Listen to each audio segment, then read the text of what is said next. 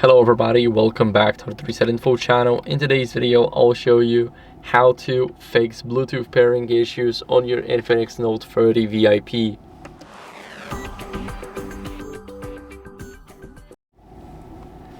So first, what you guys want to do is go over and we're gonna turn the Bluetooth off and on. So we're gonna quickly restart the Bluetooth, and we do that by going into settings. Now by going to the Bluetooth, and as you guys can see, it's enabled, so we're gonna disable it, enable it, and this is a quick restart of it. Now what are we gonna do next is we're gonna go and simply pair and unpair our device. So we want to first unpair it. So I got my device right here. We're gonna click on the information icon and click on forget.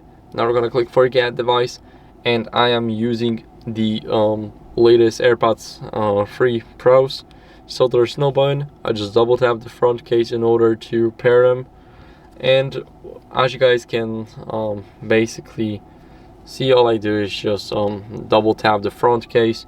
Now click on this button right here so that they pop up, and of course you need to enter the pairing mode on your own headphones. Then you will click pair twice, and as you guys can see, they should be connected any second.